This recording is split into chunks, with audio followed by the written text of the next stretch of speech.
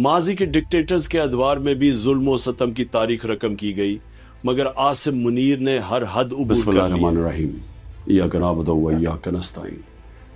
मेरे पाकिस्तानियों, माजी के डिक्टेटर्स के अदवार में भी जुल्म व सतम की तारीख रकम की गई, मगर आसिम मुनीर ने हर हद उबूर कर ली है।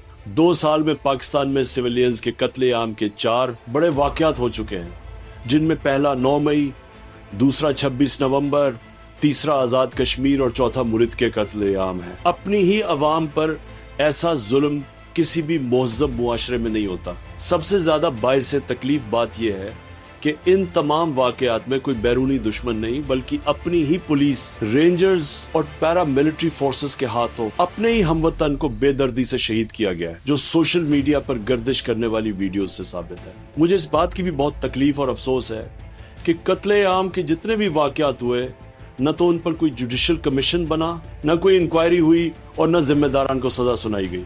मैं चाहता हूं कि मुरीद के कत्ले आम पर जुडिशल कमीशन बनाकर आज़ादाना तहकीकात कराई जाए और जिम्मेदारान को करार वाकई सजा दी जाए, क्योंकि कत्ले आम के इन वाक़यात में तादाद के हवाले से शदीद अभाम पाया जाता है।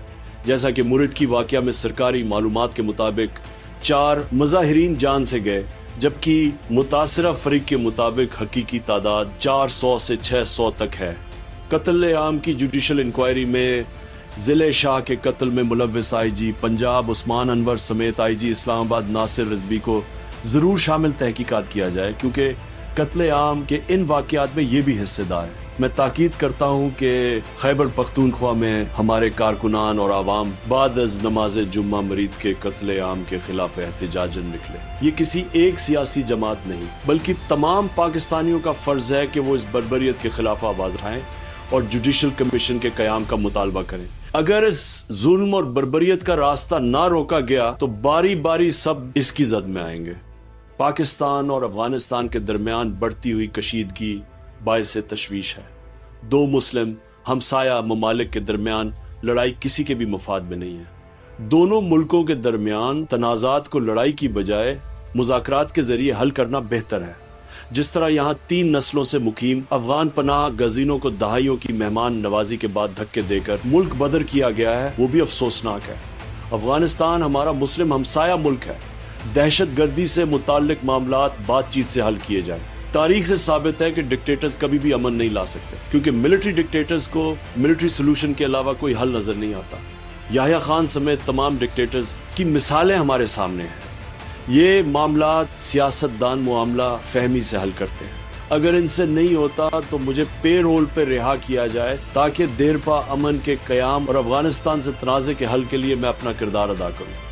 मुल्की हालात से मायूस होकर पहले ही 30 लाख पाकिस्तानी मुल्क छोड़कर जा चुके हैं। मुल्क से 23 मल्टीनेशनल कंपनियों का इनखला जारी है। बैरूनी सरमायाकारी आना तो दूर की बात, मुल्क के अंदर से भी सरमाया तेजी से बाहर जा रहा है।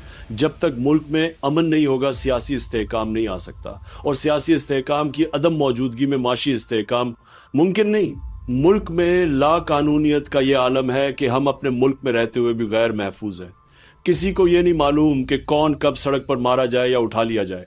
आज़ादी इजहार पर शदीद कदगन है, मीडिया को बोलने की आज़ादी नहीं। जिस तरह अलीमा खान पर बेजा मुकदमा बनाया गया, ऐसा किसी के भी साथ हो सकता है। पाकिस्तान जिंदाबाद।